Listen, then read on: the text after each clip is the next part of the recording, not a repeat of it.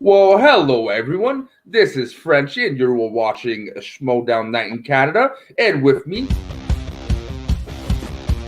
But this time I stopped it. It played twice. yeah, last time it played like 7 times. I'm not seriously not doing anything. It's an overachiever. Yeah, I got my Alright. mouse right on it in case. Before it plays again, That I'll intro. introduce everyone. With me, I got my boys Dave and Soda, and hello. And apparently he's not Canadian, but he knows snow, so that's close enough for us. What is doing this? Apparently, our intro does not want us to introduce you, Mr. Taco. But we got Taco. How you doing, man? Fantastic. Glad to be here with you, Canadian. I deleted the intro for now. We're gonna re-upload it before we do our next video. All right. And maybe one day when Dan learns how to charge his phone, Maple Dan's going to be with us one day. All right. So thank you very much, everyone who is joining us for this special edition of our first throwdown of the season, hell, match of the season.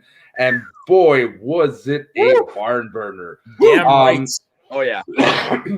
So before we go really into the, our thoughts about the matches, I want to do, as per usual, a little round of who we thought was going to win before we actually saw the match. Since you're our special guest, Mr. Taco, let's start with you. On both matches, who had you got in your bracket list? I'm a dungeon man through and through. When Dungeon was doing really bad last year, I was still putting up posts on Facebook that were all Kaiser still being the best manager. I don't care who, I don't care what he's doing. So my heart definitely wanted a double dungeon sweep, but my head thought differently. I really thought it was going to go a swag sweep, as I think I said in our last stream with Frenchie. But I did think it was going to go a swag sweep. Yeah, what's up? But yeah, so I'm. My heart wanted one thing, my head thought the other. So I'm happy. Yeah, boys, take it off. I called the winners. I was gonna say I called Laura, I called Mara. That's who I picked because I love them both, and I'm happy they both won. Yeah, I agree with the man with the great hat. And I'm not talking about this toque that my mom made. Is it a toque or a beanie? It's a toque. I'm not an uncivilized American. What's a toque? All right, It's a beanie, but with class. You live in snow. You should know this. get this. I know what a get beanie is. This It's the is- same thing. You know what? I'm just tired. But anyway, you know what? I was I was happy with both the winners, even though, and Soda and Lou and Dan, whenever he shows up, can attest to this. I said, "Go Mara." Chandru by TKO. So I was surprised, but I was happy with all of the outcomes. Yeah. And for me, I had Laura. As much as I love Mollie Damon, she's cool to watch and she's been really improving. For me, it was kind of a no-brainer even before I saw a couple of signs that Mollie was getting in trouble. And my heart was Chandru. I'm a dungeon show. I'm I'm like Taco. I love dungeon, but for me, there's something I love about seeing a heel champion. To see that that those tendencies to be up front and center and people just hating on him because to be honest, he's such a sweet guy but he does his role really good, and I love to see that on the forefront. But I ain't mad. Mara did amazing, but my heart was with Chandru, even though that I'm a dungeon show. You can't really be Now, that much of a Lou- corruption show because you didn't buy the shirt. So Yeah, well, it's called the baby, and I'm trying to collect jerseys. Fucking yeah, I did that a long time ago. Now, Lou, can I ask, is your love of the heel champions, the champions that everyone hates, is that specifically a shout out to how much you and I dislike each other? Is that how you feel? Well, This is going back a ways. Well, how can I say this?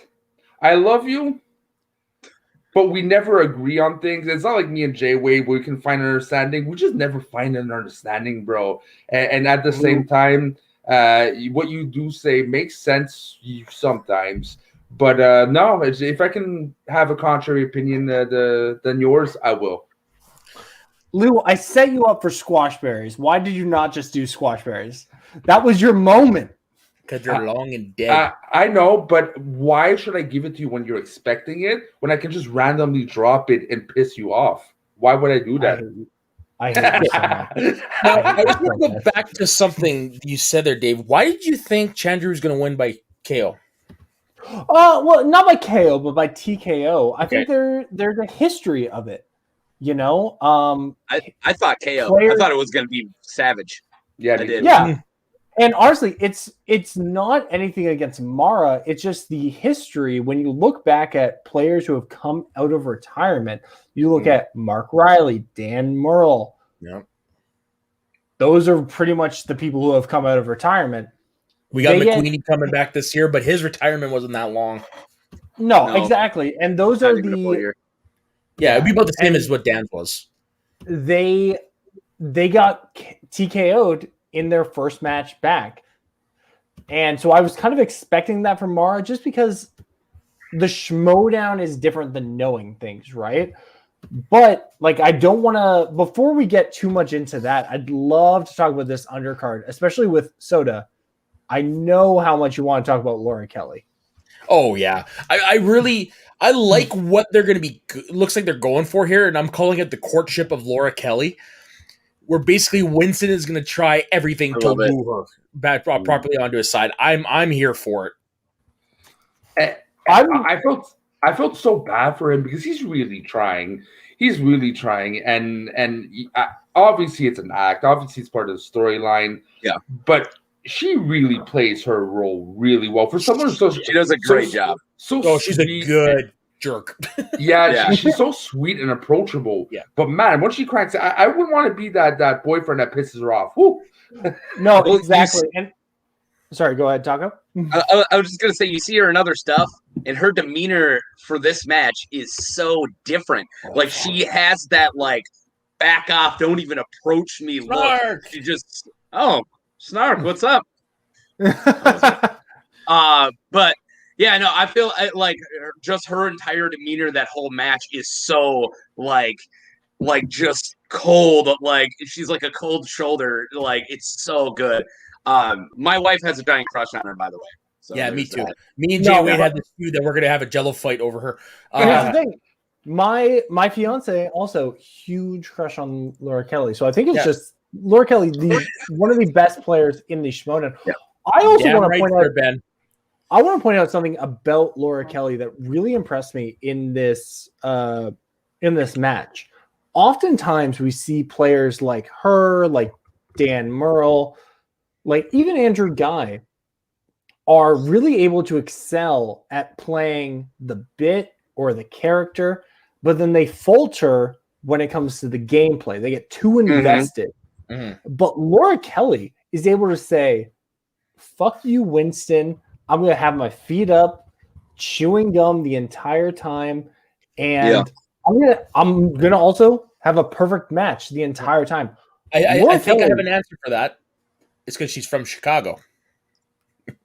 The birth of Second City Television. They don't care. I do have to agree with you though, Dave. Is I feel like so many players have to choose character or gameplay, and I understand that it's just easier for some people. But we have so many powerhouses. You know, you can name a lot of them right now off the top of your head. I'm sure names are popping in, but so many powerhouses who never really do huge character work, and then you have huge character work who are never really top tier players like your Makugas and things like that, where we love to watch them, but they're not going to be 6-1 anytime soon. And then you have the other way. But I love it when you see a player who's competing for a belt or will be competing for a belt or has completed who is got that perfect mixture like Laura Kelly does of a badass player and really good character work. I wonder how much Shannon played into that. Yeah. I wonder how much Shannon and Mike played into that.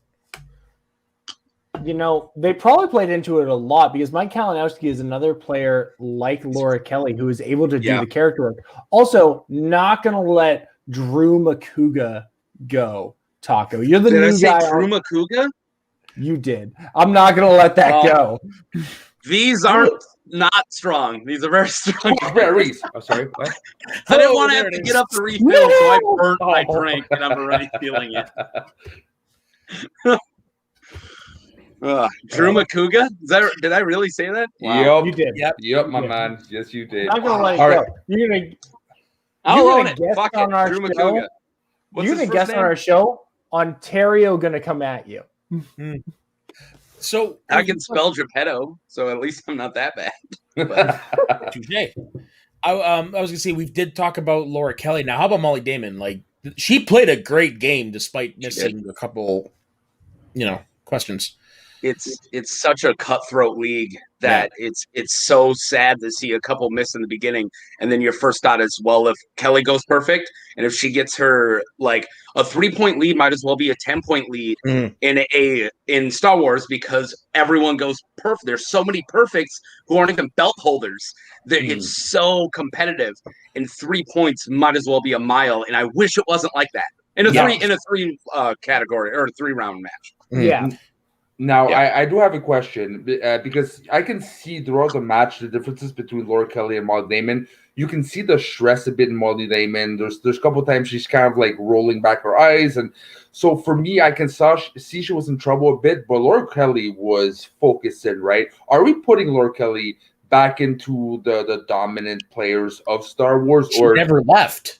Okay, so for you, she never left. She's never left. Because for me, her performance in the tournament, her last match, kind of dropped a tiny bit. We saw she was human, right? We saw that. Look, I'm not saying she did bad. I'm not saying she did bad, but you can see she got nervous. You can see she was shakeable. Well, she is human. Lou, the one question she missed in the tournament was, how old was Anakin? All that proved to us is she's not a Weird Al fan. That's all. See, there's a reason I know that answer. He's 9, she's 14. I literally listened to that someday. It came up on a Weird Al channel I got. It randomly popped on my iPhone the other day. I just like, let's download it. I hadn't listened to it in a long time. I've read it in my car and it starts playing, and I knew all the words. It's like, fuck, I haven't listened to this in like 10 years. I got a great story about that song when we're not doing this. But Lou, I would agree with you. Laura Kelly is definitely in the dominant player category, especially now as we enter this new age with the Dragon Con players entering. When you show that you can go perfect for the entire round, and I think it was you, Taco, who just said Mollie Damon missed 2 questions the entire That's not a lot. No, that's not a lot. And one of those was her 5-pointer. Which did she not miss 2 in the first round? I thought she missed 2 in the first round, and they went in with a 3 round because of the bonus. Yeah, that sounds about right. That sounds about right. I didn't take notes, and I'm drinking, but I'm pretty sure that's what my brain's telling me. You know what? Whatever it was, regardless, she missed 1, maybe 2 in the first round. But Laura Kelly going perfect, and we will talk about Mollie Damon's 5-pointer because I have issues with it later, but there's nothing to take away from how good Laura Kelly played. If she can play like this in a 5-round match, I am confident that she will still lose to Alex Damon, but it will be close. You mean Demolanta? Sorry. Yeah. No, like, What's up? This has been well documented. I have been on record saying I think the new speed round format only helps players like Merle, Collins, Bibiani, Damon, people who you needed to beat to the buzzer. This new speed round format just really helps these dominant players. I don't love it. But yeah, you're right. More often than not, it comes down to the exact same spread. Add 10 or 9. Like it doesn't really have that speed factor to it as much as they want it to. Yeah, but I do like it in this format. It works as I like it in this format, but I miss the buzzers. And here we go. Leo Logan has it. We missed 2 in round 1, missed turn 5. I'm just not going to bother looking this up because I know Leo's got my back in the chat. No, I think he's right. I think he's 100% because what I tried to say earlier was just 2 in round 1. I didn't even think about the 1 in round 3. That's my girlfriend realizing I ordered Domino's a couple of times. I was like, that's not pointing at me, is it? Because my wife might watch this later, and I don't know who that is. Boston Pizza. No. I'm pretty sure my fiance is watching this in the other room. But I know we want to spend a lot of time on the Innergeekdom match. So can I say my piece now about the 5-pointer that Mollie Damon was presented with? You may. Yes. Thanks for asking. Oh, thanks, Taco. I'm really happy to be guesting on your show. I'm really glad that you're giving me permission. This is Schmoes of North Dakota, by the way, and you guys are all my guests. Oh, Schmoes of North Dakota. I'm the only one. I've left. I don't know where North Dakota is, but there's a small chance that I actually live. No, there's a small chance that where I am in Ontario is actually more southern than North Dakota. So possibly, I'm the most north of America, not counting Alaska. So, let's see, you guys are like right on the Canadian border, no? Yeah, like if this is Canada, this is North Dakota. Yeah, but which province are you below? You're what, Alberta? I'm sharing the same river as Snark in Winnipeg. Okay. We're both next to the Red River, so I'm directly south of Winnipeg. Guys, I'm not gonna lie. There's a really good chance I am the least northern person here. Yeah, welcome to my show. Then. I'm the most north. I thought I was the less north. Lou, I live in the penis of Canada. Oh God! I just thought you were the penis of Canada. I'm kidding. Anyway, I'm kidding. It was so easy. I lived in too easy. All right, guys. People don't come here for Canadian geography. All right. They come here for takes that they can get better in other places, but they've chosen to come here, and we appreciate you. Yeah. All right. So your take on the 5-pointer. So the thing about my 5-pointer, not my. What was it? About Mollie Damon's 5-pointer is I think it's a very fair 5-pointer. Because we've seen that that 5-pointers and even 3 and 2-pointers have been things you had to have the subtitles on to know the answer to. But can you refresh my memory on the question? Yeah, it was Kanan says 2 things to Rey when he speaks to her in Rise of Skywalker. Kanan Jarrus? Yeah, Kanan Jarrus. I didn't even know that was a thing. Yeah. God, I didn't watch that movie more than once. From Star Wars Rebels. So I know who Kanan is. So not only do you need to know who Kanan Jarrus is from Star Wars Rebels, you also need to be able to recognize Freddie Prinze Jr.'s voice from memory. So I'm like, it's a fair 5-pointer, but do we think that because the name Kanan and the character comes from Rebels, does it have a place in the movie Trivia Schmoedown?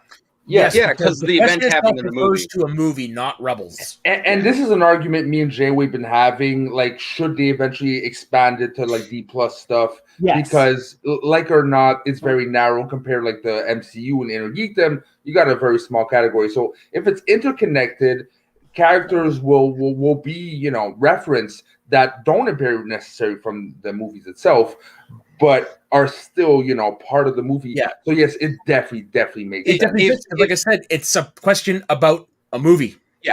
If the question was like when Kanan talks to Rey, who was Kanan's apprentice? Like it's like okay, well that wasn't, but yeah, it's still Kanan talking. Like Rebels doesn't need to exist for that character to still talk to her in the movie. So your knowledge of Rebels doesn't need to be there. You just need to remember that line. You need to know the name of the character for Rebels. I think if the question was about Ki-Adi-Mundi or Ayla Secura, funny. Thank you. But I think that would be fine. But my only thing, and again, I think it's a fair question. I just wanted to bring up the larger conversation. Is the name Kanan? I have not watched Rise of Skywalker with subtitles on. I've only watched it the once. Okay, I think 2 or 3 times myself. here's the thing, Dan. I'm a Star Wars fan. I hate you so much. My name is Dave. It's always been Dave. Oh, sorry, Dan. When will you understand? Je fais exprès, okay? Now yeah, get rid of him. Right? That wasn't me.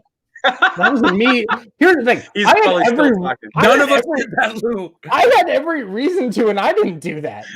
That wasn't on purpose, he claims. All right. So Mollie might have not known it's a fucking hard question. Yet you can see Laura mouth the answer, right? Yeah. She knew. So that shows how. Now, is the problem? I gotta ask Dave. Is the problem the hardness of the question because it is a hard fucking question, or is it just because it retains so much knowledge of Rebels? I think it's because it retains so much on your knowledge of Rebels. Because Laura Kelly, her favorite. Can I make a strong argument? Yes, but let me just finish my point. Laura Kelly, her favorite Star Wars character, as you can see in the episode Northern Consultations, featuring Soda and myself, feature on this channel, link in the corner. Not yet. I haven't added it yet. Is Hela Syndulla, who is Kanan's girlfriend. Rebels is one of her favorite shows. Like, Laura knowing it is not a really good metric. My only issue, and again, I'm totally fine with the question, but my issue is the dependence on the Rebels knowledge. Okay. So I'm going to try to figure out what's in my brain and try to turn it into words. But when it comes to Star Wars, 90% of the harder questions have very little to do with the movies, and it relies on the knowledge. And also, I consider myself a Star Wars fiend. In Legends and everything, I can tell you all 7 lightsaber forms. I can tell you more than 50 planets, what races are in there, and also the amount of oxygen in most of them. Okay. All those things are not in the movies. You, as a good Star Wars competitor, the movies should be 10% of your knowledge, and you should have all that. You should soak up Legends, canon, comics, books, as encyclopedias. All that should be up here if you want to compete in this league. And saying, well, that pertains to a very popular cartoon that came out 5 years ago in canon. Yeah, no shit, you should watch Rebels. But if you haven't seen Rebels, what are you doing in this league? If you haven't read every single canon book, what are you doing in this league? Here's another thing to add on to that. Think about a lot of the questions we get, like about vehicles and stuff like that. None of that is mentioned in the movie. Never. What is the name of this league? Star Wars. No, that's a division. The league is the movie trivia. Yeah. Okay, look. Okay, but the precedent's been set. Okay, the precedent's been set that you have to have outside knowledge in the movies. No, you can find that in a visual dictionary about the movie. But Kanan comes from an outside Kanan's not source. Legends. Okay. He should be known. I'm not saying he's Legends. I'm saying he comes from a. You know what also makes it a really hard question? Think about how many voices you're hearing in that particular moment. And I didn't even get that question right. So I'm not arguing that it's hard. I'm just arguing against Dave that it's basically semantic. It's bogus because of the how much it relies on the cartoon. Now I know how Dan feels. I'm going to chime in for 2 seconds. Dan? No, not yet. Actual Dan. No. Okay, for once, I'm actually talking about Dan. Meaning, like, I'm trying to put in the word. I'm like, I get. Put on Jay Wade's comment here. That one? Now, here's the thing. Jay Wade, you have to understand, I love you, bro. But if the source of the question is from the movie, it's a line of the freaking movie. It counts. The character, you have to know that, it's Kanan. But the source is the movie, Jay Wade. Change your goddamn argument. No, Jay Wade. I completely agree with Frenchie, and I hate that you guys keep forcing me into this corner. Here's the thing. The crazy thing is, all four of us. They didn't ask who said it. No, all four of us. Thank you, Rob. I love Rob, by the way. All four of us are on the same side of it's a fair question. And I agree, it's a fair question. I just am glad we had this conversation. And I hope it honestly makes me want to go back and watch Rebels. Yeah, I love Rebels. Rebels. Rebels is honestly the third best thing Star Wars has ever done. Okay, you mean current Star Wars has ever done? No, yeah, I mean it's not even my top 100 if you like bring in Legends. My buddy Ben just put this, but he says Harloff did say they were opening it up to shows. So they talk about that next season. That's next season. Okay, yeah, that's not. But again, this question only references the show. It happened in the movie. No, I mean it. I agree. All right. Let's say that a character who we meet in the show was also introduced in the in a movie is also introduced in the show. That it's still, I don't know. I'm trying to say, look, we're gonna have to move on, boys, from this. But the last thing I want to say is, Star Wars is so interconnected that we can argue as much as Star Wars feels like an exception to the rule when it comes to what's funny is the scene we're arguing about reflects what Lou just said. It's all interconnected because think about all the voices we get in that scene. Yeah. No matter what anybody thinks of the movie, so much that I forgot that there was even Kanan in it. But that being said, let's go to my last final question about this match, and then we're gonna go to the Innergeekdom. Do you think Laura Kelly's storyline right now, because she won, is she's gonna get more and more in tune with Winston, or is she gonna stay heel and do a bit like the Brendan Hanna of the season? I think it's a long con. I think as the season progresses, we're going to see her slowly pull a Kylo Ren and come back to the light side. I think I think it completely depends on how she does. Right, we were talking. If she loses, it's gonna drive a rift, and it's all gonna be Winston's fault. It's a really cool idea for the character. Like what hey, if I win, it's because I brought me here, and if I lose, it's because you failed me. Yeah. It's very classic, and it's a great dynamic. Agreed. I would love to see, because Laura Kelly, fantastic player, and I'm glad to see her winning. I hope she keeps hating Winston. Yeah. I hope when Vinny Mancuso and Eric Zipper play in a couple weeks, they're also like, we want to go back to the dungeon, please. Now, I like singles, right? Yeah. I like singles, and Zipper is playing Hannah. Hey, he's got 2 matches coming up. No, he's only got the one. Now, wasn't he playing Saul? No, Hannah's playing Saul. No. Humphrey's playing Saul. Now, for me, I think okay. Anyways, for me, I think she's gonna go towards the whole Kylo Ren aspect. Really makes sense. There is probably a redemption arc with her, and it definitely is gonna work because I really find those two can really work well together. She's very enthusiastic. But let's go to the flip side. Let's go to the rift that we just saw. Sorry, Luke. Can I just, before we move on to the Innergeekdom match, can I just say, Laura Kelly wins this match, as we've all discussed, pretty dominantly, and now she has either a one-on-one with Alex Damon or a three-way with triple threat with Dimolanta and Alex Damon. Do we think she has what it takes to take the belt from Alex Damon? Now, yes. When she did it the first time, no. Yes, I agree with you. Yep. I think Dimolanta has too. I think all 3 of them are really good. I would give Damon the edge on both of those matches, but we have seen really, really good players beat unbeatable players.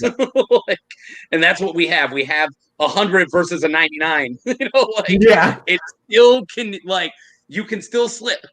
Yeah. Damon doesn't slip much, but he can, maybe. Who knows? Yeah, I would normally agree with Taco if it was any other player. We agree all the fucking time. We just don't like each other. Oh my god! You want to join the anti-Lou fan club? I'm Dude, looking for members. I have my own. Oh my god! Send me the link. And that all started because I tried to do a trade I was right on, and you ignored me. Okay, well, sorry, I didn't know that Drew McWeeny was gonna fucking leave. All right, I do just want to say that there is one of us whose name is a euphemism for a toilet. Frenchie? Lou. Fucking same person. Well, first of all, my fucking name is Louis.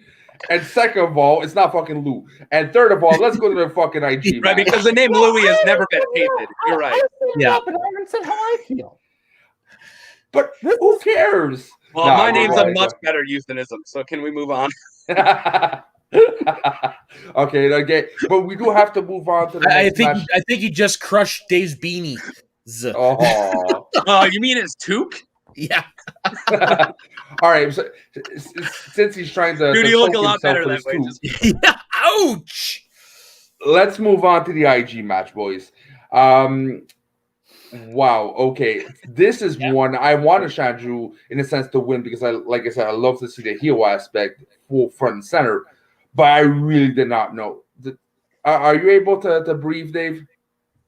It's a very thin. It's a knitted toque. What do you think? I can. You see through it. You can breathe through it. I can see his nose. Come on. I'm just asking, like, Hey, Soda Taco, do you guys know how to sell a bit? I don't think you do, because like I was trying to do a bit. I got brought on here for a show, not for sketch comedy. And nobody's noticed my bit yet, you jackasses. Your weird ass fucking hat. We all noticed it. We just didn't want to talk about it. I have mentioned it 4 times. Really? Yeah. I've been producing the show as well, so I'm sorry if I didn't catch it. That you're trying to look like Kaiser, or what's the bit? Well, The name. Who's your stepdaddy? I don't get it. I tried to bring it Vincent up. was called the stepdad twice in this thing. Oh, weird. I tried to bring it up, but I was ignored. Anyway, IG match. Yes. Yes. So There was what? All right. you can see throughout the questions, both of them were in zone. So it was anyone's grab, right? Is there a moment though in the match that you saw, okay, this might go a certain way, or for you was like a bit of an unknown throughout the whole thing? Let's start with Soda. For me, was when Chandru missed his second question in the first round. You can see, if I'm not mistaken, I think I kind of saw him go. Yeah. I think that's, for me, that's when I noticed it. Because like we brought up earlier, 3 points might as well be 10 points. As soon as he was 2 points down, And like on okay, this Martin level, but got also that's a 5-point or 5-round match. Yeah. The swing can be a lot bigger because of that betting round, but still to that point, when you're talking about only missing one question the entire match between the two of them. Yeah. Like, not that what happened, but that's the level that we're at. Yeah. It was just an insane match. And I mean, I don't think I've ever seen Mara so focused. was insane. Yeah. You can tell she smashed all my expectations, and I went from being really skeptical to who the fuck is this? Yeah, and she looked on fire. She did, and let's not forget that Chandru did bring this up in the post-match interview. 36 points was the record until tonight. Yeah. She broke the record. She didn't lose. She smashed. Yeah. Like, she killed it. And I'd like to point out, like, the points record being 36, incredible that we are at this level of IG that I hope continues to this year, which we've always seen Star Wars as this, you miss one question, you lose. Mm-hmm. Well, it's always been like that in IG, to be honest. It's just not always. No. Well, yeah, I'm sorry. They're just like post Smets. It has been, I think. I think Smets brought this league up. In why I doubted Mara so much is she played in a league where you could have 70% accuracy and still be the champion. It was when people weren't winning it, like getting as much right, but they were still dominating. That's not the league anymore. No, she went from this league. I'd say Mara opened the door, but Smets is the one that broke it down. Oh yeah, because once that tournament started, that's when the Innergeekdom changed. Yeah, exactly. No, you're right. But I think the pinnacle moment is the Navarro Smets, when you look at a former champion who didn't study, but his knowledge took him there, and that was okay at the time. Yeah. And then you see what Smets in ripped Vegas. him in half. He tore him in pieces. I think that the expansion, and I really love the expansion of IG this league into things like Planet of the Apes, Pirates of the Caribbean, Zorro. Which Zorro has been begging to be in IG for Love that movie. Planet of the Apes is inspired, and the time travel dystopian future is like my favorite fucking slice idea ever. I like that they melded the DC movies together instead of two separate categories. The Marvel movies instead of two separate categories. And now they've got Superman, Batman. Superman. Sorry, go ahead, Dave. I think that I think Mara really benefits from being a fan of movies. I think the IG League is both a more difficult league now, where you can Chandru missed, less than a handful of questions, and missed meaning that he also passed on some questions in speed round, but hard ones. Exactly. Very hard questions. For speed round? Oh, for sure. But here's the thing. He did that in a much broader category. Singles and IG now, I think, represent the same side of a different coin. Frenchie, what do you think about that? Well, you can see IG's evolving. It's a much more playing level field right now. Even Chandru said it, you're trying to rob this away from me because you added so many categories. But everyone like that. Yeah, but everyone's the same boat, right? But it kind of speaks of where this league is going. It's not anymore just dominant on the very not narrow, but if you're a specialty in a couple of them, you can really dominate. Now you kind of have to, generalize a bit more and study things that you would have never studied. I guarantee you, there's a couple of players, they're very hardcore in Lord of the Rings, Star Wars, etc. But I'm a hardcore geek. I have zero knowledge about Indiana Jones. I have zero knowledge about Transformers. Okay, first off, you need to watch the Kind of Funny in Review because they are currently doing that right now, and it's a great old time. Second of all, that's actually a question from Alien vs. Predator I knew in that speed round. I was happy with myself. I got. Oh, sorry. Go ahead, Frenchie. But I want to add on. What I'm saying is this opens up to maybe people that would have had a harder time to get a shot at belt because they were more generalists, and the specialist type of players would have dominated. Now it really makes it more equal. So what you said, in my opinion, shows a testament to how good both these players are. So let's look at what you said. So this last year, Innergeekdom was a lot more like Star Wars. It's a lot more narrow, and they opened it up to be closer to singles. They added a lot more categories, but this still felt like a Star Wars match because both of these guys broadened their horizons, and both Mara and Dhandapani killed it to the point that it was still as tight as a Star Wars narrow match or an Innergeekdom narrow match when it isn't narrow anymore. They studied their asses off during off season, and it shows. Yeah, you could tell Mara. She said she had to go to the hospital. She was studying when she was in the shower. She was studying when she was going to the supermarket. Apparently not. I honestly think though that, and I want to really focus on. I want to just make this one comment before we really celebrate how great Mara is as a returning champion. Let's not overlook that. Because, but I think that the expansion of categories and the ability to study those categories like Planet of the Apes, Transformers, Alien vs. Predator, Alien and Predator, Terminator, I think that's going to make players like Chance, the Barbarian, the three leaguers. That's going to make them way more deadly because they've already been studying those bad movies in case they come up in the speed round or the betting round. I think that this looks bad for Alex Damon in that upcoming Barbarian versus Alex Damon match, which we are not going to talk about tonight, but we will talk about when it eventually happens. Barbarian. Sorry. For sure. But I think it makes them much more dangerous. I think Mara, being a more I like movies person, Innergeekdom has really become the popular movie category. It's become the pop culture category. Yeah, and I'm fine with that. It's the hot girl in school. Yeah. You really? And I love the hot girl in school, and I love nerds. I did too, but they never paid if attention. there's a culture around it category. There's not a culture around Shawshank Redemption. We all love Yeah. Taco, there's Taco, no comics. Taco, But where, there's comics and there's worlds around all of these things. Yeah. Taco, then I'm going to ask you, where is my Fast and Furious category? It's there. I don't know. It's in there. It's in the list.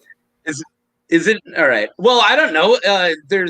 They sell really well, but I just said there's lore around Star Trek. There's lore around Amen. Marvel, DC.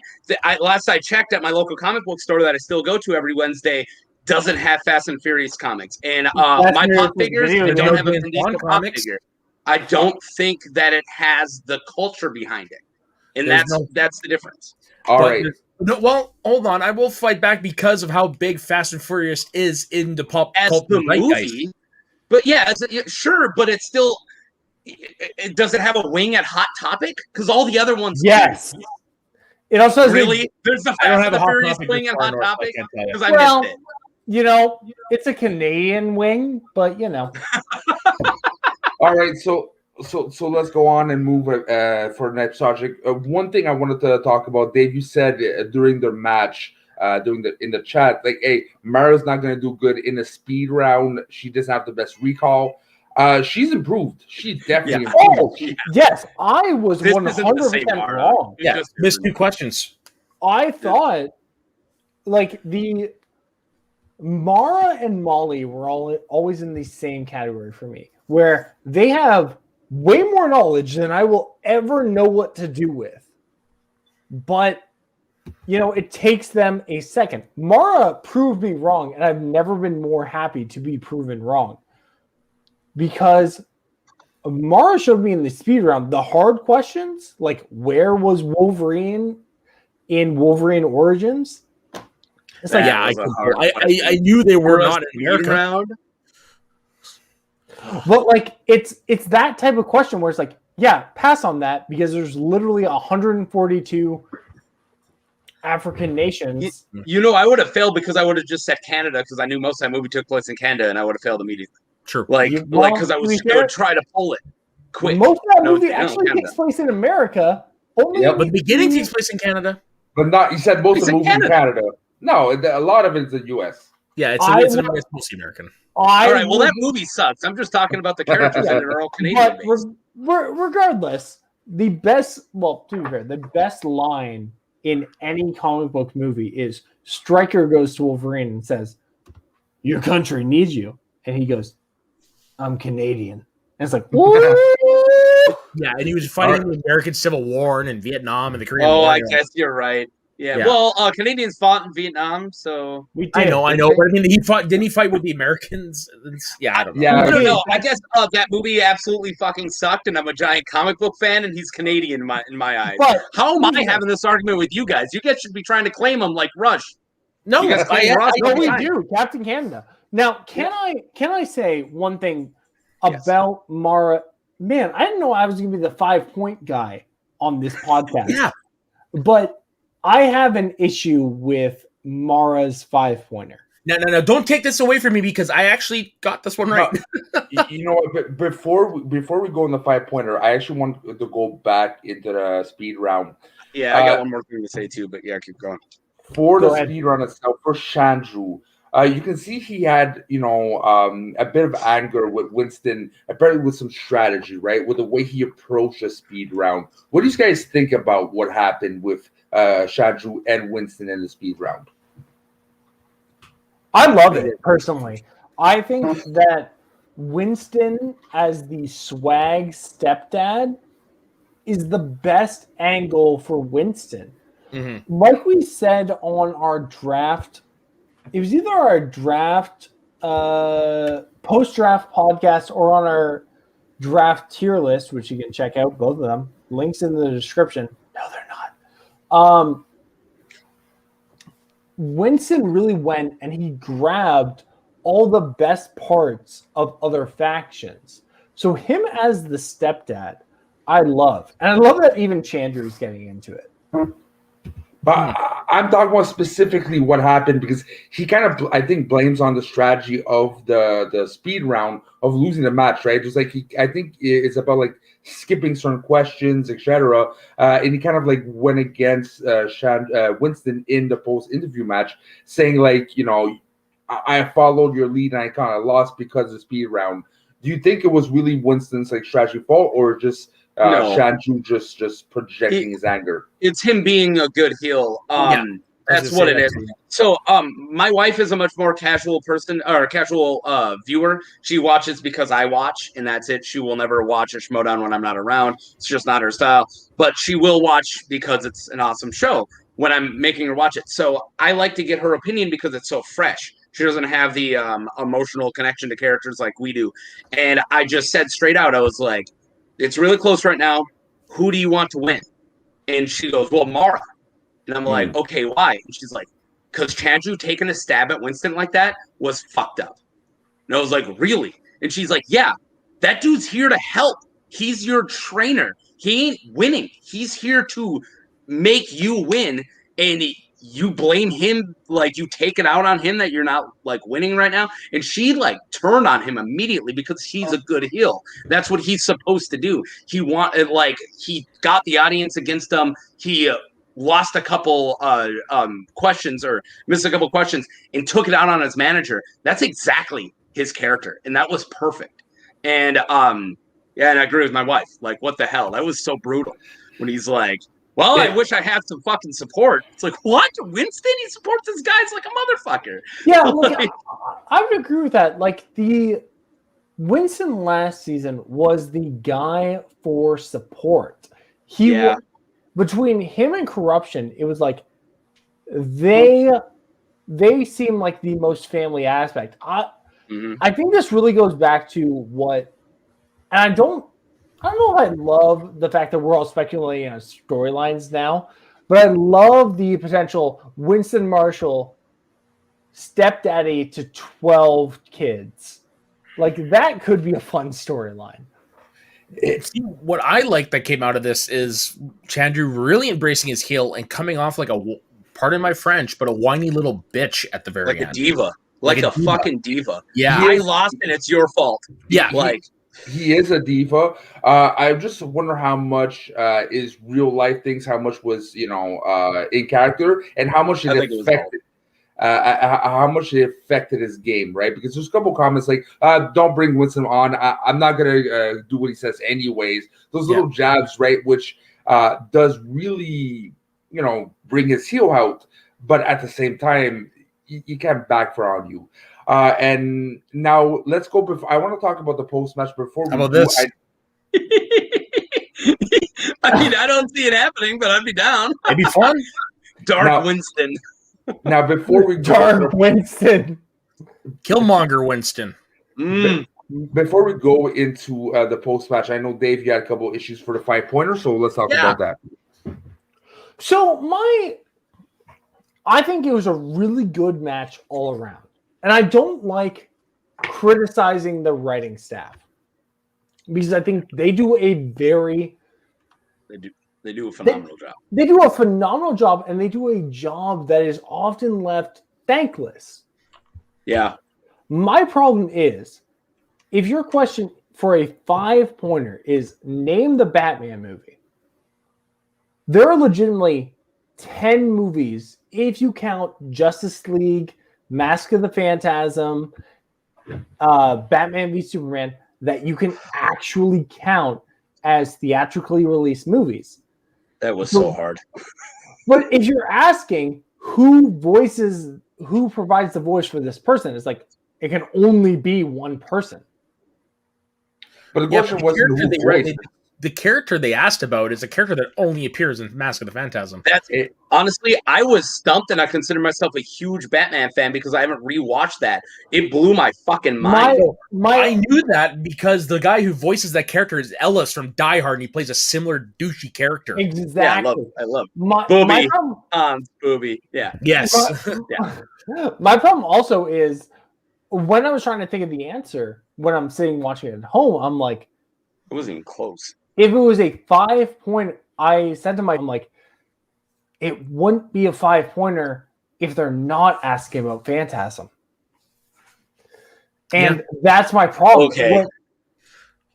Because, like, if you just because Batman, Spider-Man, Superman, the new categories, which I think are fantastic categories, and X-Men, and X-Men, X-Men's a little different because I think it has a little bit more because it has what is it? It's like I see what you're saying. It was like the cinematic universe of Fox. It has the cinematic it was universe. Still a big thing. It also has Deadpool and so it's got a lot in there if you're talking just X-Men. But my problem with this question is if you're saying Batman and you're asking me a 5-point question, I'm going to immediately rule out, all right, they're not asking a 5-point question about Dark Knight, 89, Batman Begins, Dark Knight Rises. I don't agree with that. It could be, like it or not, there's a lot of characters in the universe of Batman. They could be referring to like that obscure detective that has one line. No, but this was name the news anchor.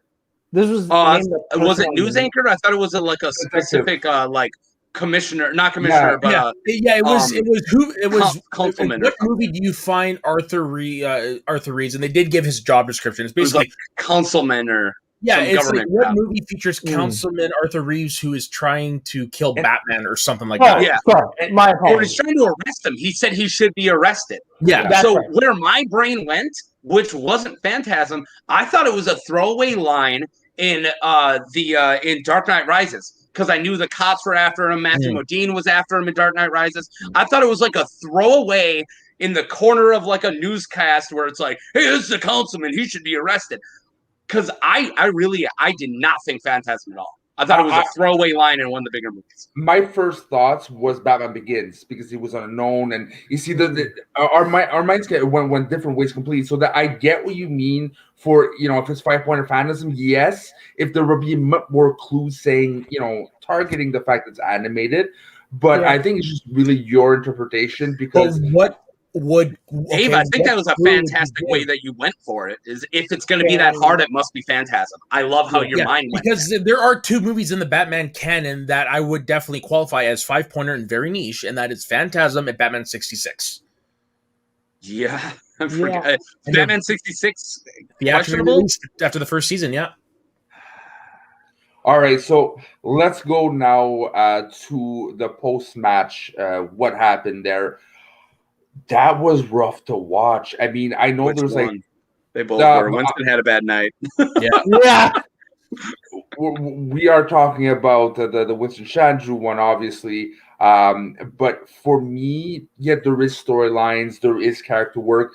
That pain felt real. That Winston almost felt like almost gonna cry. And Winston's a good actor. And Winston's a good actor. Yeah. But it felt like it hurted, right, for real. And at the same time, Chandru plays well the heel and everything. You can see he was in pain, and you knew they had to have called each other after, like, dude, I'm sorry, that looked like it hurt. Like, again, breaking the fourth wall on that, but his reaction when he goes, dude, I know I've been overworked and I'm sorry I had to delegate work. His reaction was so fucking genuine. I wanted to hug him like a big teddy bear. I was like, dude, I know what it's like. Like, sorry. Yeah, that is the thing now. Like, I think COVID has made the heel versus face versus tweener debate so much more difficult. Because we've all looked at people like Winston who are like, you're a tweener at heart, where you're saying all these nice things with I'm going to stab you in the back attitude. But you're like, oh, man, but I feel for you so much. I love you. I never thought of him as a tweener. I actually always thought of Winston as a face. Yeah, I don't see him ever stabbing anybody in the back unless he goes heel. Which I don't even want, honestly. Maybe, it sounds maybe awesome, that's but just I don't my own. Maybe that's just my own. He just cares about his men so much, and also, all right, I see what you're saying. He does go after his opponents, but it's always in such jest. Like, let me give you this L. It's not like, hey, you piece of crap, pathetic. He doesn't insult people. Yeah. He fucks with them in such a playful way, and it's Yeah, It just mind games comes off as a face it's having jousting. fun. Verbal jousting. Yeah. Exactly. But by the way, for me, Winston was always a tweener, because to be able to handle people like Chandru and like have like heels and good guys, you kind of have to touch both and understand both of the mindset to be able to service both and coach both, right? So for me, it's always been that middle ground. I guess it was turning Oyama to the good, why I always thought of him as a face, because Oyama was that very no nonsense sunglasses heel. Oyama was the player I hated the most that year. I just hated him. I hated it too. And I love Oyama. I love Oyama, but I hated his first character with a passion. It wasn't working. We did not get a chance to talk about on draft day because he was signed in free agency. We did not get a chance to talk about Paul Oyama putting on the bad guy Doom Patrol jacket. And it's like, oh, he's going back to the dungeon. And him playing with us like that, where he's like, no, I'm staying with Swag. They all rope-a-doped. Oh, that's the point where I go, after like the fourth choice, whenever somebody's like, I'm kind of sick of my manager, it's like, you're going to choose him, move on. Like, all up for doing it. They were all rope-a-doping. Like, oh, my manager's a piece of garbage. I like this guy. I'll go with my manager. They were all doing that. It was so... sorry. But anyway, it did get a little tiresome after a while. but can I just say, Kaiser, for being the manager who came in second to last year, is not only killing it in his drafts, now having the Innergeekdom champion, also killing it in just production. His coffee cup saying "Am Brew Guy." That's really. I couldn't spot that. Yeah, I fucking. How can you not catch that? It was like this was coffee. Oh my god! Look at what time it was for me here. I was cooking my dinner. Oh, look at time it is for us here. It's midnight 22, bro. No, I'm saying there's stuff I had to miss because I had. Yeah. Now I don't care about your excuses, man. Like, it's Schmoedown or nothing. Yeah, eat in front of it. I have a child and a wife, and guess what they were doing? Watching the Schmoedown with me. America, stop talking shit to Canada. All right? Okay. You're lucky to be here. You guys are in no position right now to do that. All right. So that being said, it's not last year. It's 2021. We're on the back, man. We're swinging. We're in the upswing. That being said, boys, what is the future of Chandru? Is he gonna make a move to ask for a trade? Is he gonna give Winston a chance? Is there some betting to do? What's happening with Chandru? I think it depends on his next match. And we will start with Dan. Now, Dave. Go ahead, Dave. I was shocked that Chandru did not demand a trade. I thought from the very intro to his match, I was like, this guy's going exchange or corruption. But the way... Oh my God, I would love corruption. Sorry. I would too, but at the same time, and this is true to our definitive bracket breakdown that you can watch, the Finstock Exchange needs a strong IG player. And Chandru, yeah, he deserves a rematch. He's the only player... at least the number one contenders match. He's the only champion in IG to defend. Nope, Inman did. Remember? Yeah, he's the only one in the modern era. Right. Inman did. Yeah, post Inman. Sorry, and Navarro. So there's three of them. Again, they feel like two completely different leagues. I'm with Dave on this. Yeah. Okay. Yeah. Okay. Hawko, I love you. Thank you. The thing with what you're saying, though, is what does Finstock Exchange give up to get Chandru? He's talking about like an ex-champion that's still in the running, and like it or not, I love Finstock's philosophy, but they don't have really trading plays here. There's not much to offer because they're unknown quantity, and it's the system that's worth it, right? I think you have to. Yeah. I think you have to play. I think you have to trade if. And I know this is only my philosophy based on Finstock Exchange wanting Chandru. You have to play usable assets. Right now, people like Gold Leader and Rick Radis, if you trade right now, are Well, let's see who very they have on valuable. their thing that could be traded. It's really no names, really. But as just a counter of what Dave was saying, looking at that, when it comes to their IG play, they do still have Barbarian. Sorry, Soda, this is the dungeon. We are talking either the exchange or Look who's beside the dungeon. Yeah, right next to it. So if you look at your entire screen right now, that's that's my dyslexia kicking in. then you would have saw corruption first, right? No. Yeah. Sorry. Go fucking shots fired. Taco. Shots fired. Sorry, man. But I'm an evil piece of shit. That's like, I'm looking at it right now. Like, you're not going to change agree with Cynical Canuck. Draft picks would work in this case. Draft pick would work. It would definitely work, but at the same time, like, if this philosophy works for Finstock and he found his core, right, he might want to have to repeat it to keep churning that wheel. So is it really the smartest play? I think if Chandru will demand a trade, it won't be with Finstock because I don't think it fits Finstock's plan, and I don't think anyone would be really interested in what they have because it's more the system, like I said before, that's working for them and not the players. Yeah. So for me, like if it's not Finstock exchange, what other potential could he go on? I just want to bring this up. I don't think that's a trade worth doing. Like, I like JTE and all, but I think JTE from 3 years ago, yes. JTE today in a straight-up deal, I don't know. I mean, didn't Mara just prove that ring rust ain't shit if you trade your ass off? Like, JTE, for JTE can come in like a beast. He can. True. And I think he might. Now, to be fair, JTE also has a losing record. Let JTE get a match, win a match, then I think he is as valuable as Chandru. Yeah.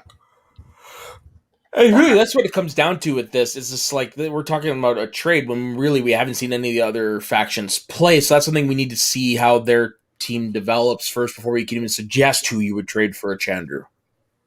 Yeah. Well, honestly, and back to I don't think Chandru's going anywhere. I really don't. I feel like a good adversarial relationship's a good way to go with this. Mm-hmm. And I think it worked. I think that made me hate him more than I've hated him since he danced in front of Smets. I wanted to hit him. Don't disrespect, man. Don't do that. He's the champion. You don't dance on the champion. Yeah. I agree with that. And I would say that Chandru, I think he definitely has a number one contender spot. I think his best shot is waiting for the tournament. He will be the number one seed in the IG tournament. He's going to have a cakewalk for the first 2 rounds. For sure. Yeah. And well, cakewalk for him. Yeah. Yeah, a cakewalk for him, not for us. At the same time, with this new factor of like almost 50% more categories, again, playing level field is a lot more equal. You can have one of the rookies or someone you didn't expect to kind of like emerge a bit more. So no one's safe. This is showing us that no one is safe in IG right now. I agree with that.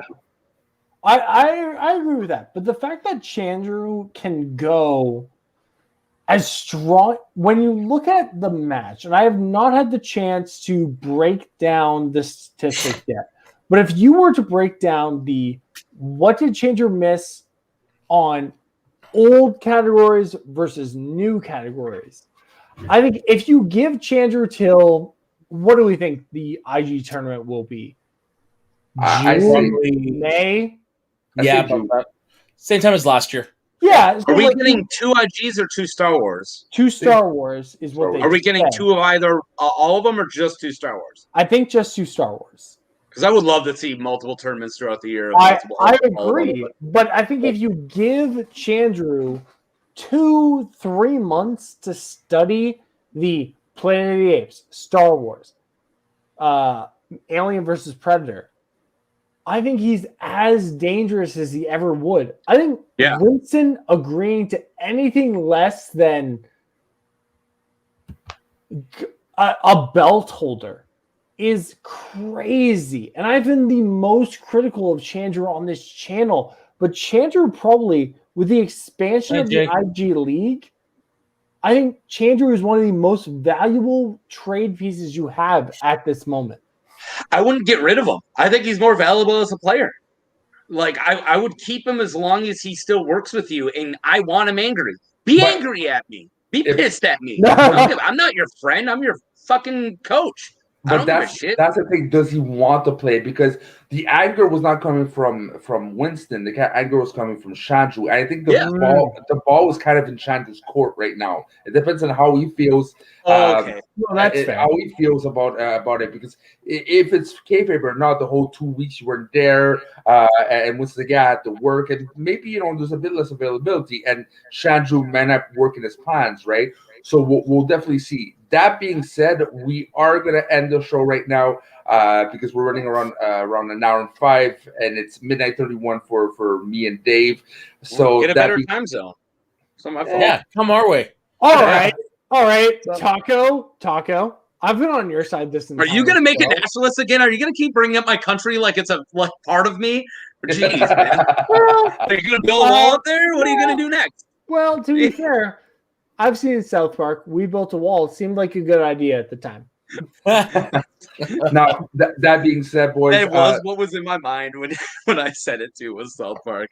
God bless. That being said, boys, people are watching, and also it goes for all three of you. Do not miss tomorrow's. Speaking of Schmoedown, we actually have Chandru and Roka on. So we're definitely going to follow up and see what's going on with Chandru. I cannot wait to talk and see where his emotions at. And that being said, you can also find me next Monday with Mr. Snark. We are doing Snark's midlife crisis, and this time we are going to be covering. I forgot where we're covering. Hamilton. Hamilton. Thank you. Hamilton? Yes, the Disney Plus jam. The what version? Yeah, I want to listen to this. All right, so we're going to be covering the what Hamilton, version? The Disney Plus version. Oh, yeah. Okay, good. So we're going to be covering that. That being said, my Mr. Soda, where can they find you? You can find me on Instagram and Twitter at soda_the_saxman. You can find me on all the shows on here that are going down. Eventually, Dave and I will have a new show coming down if we can actually get that right.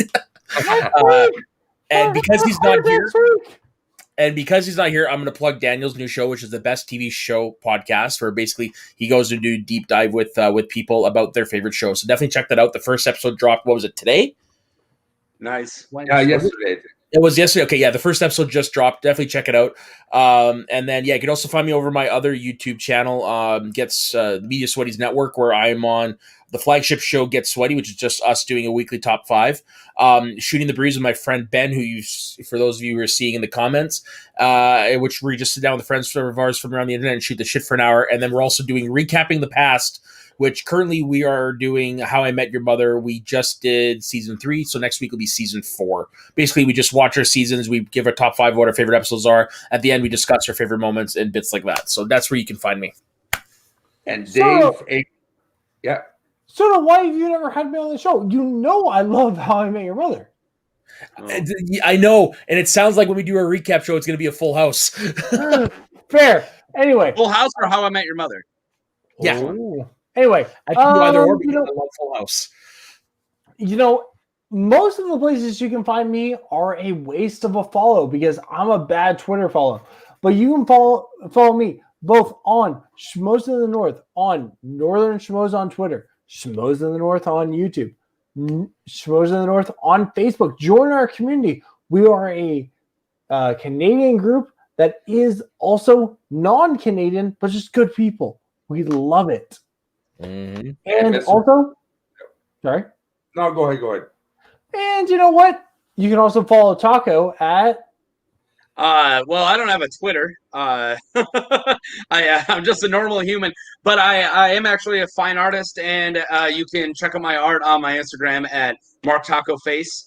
And I do some really weird paintings, big wooden stuff. I don't use brushes. I use acrylic, very colorful, very dark in tone. And also, Dan's not here, but whenever Dan wants me on to talk about The Wire, I will totally do his podcast because The Wire is the best TV show of all time. You're an idiot, Frenchie. We've never gotten along. Don't try to butter me up.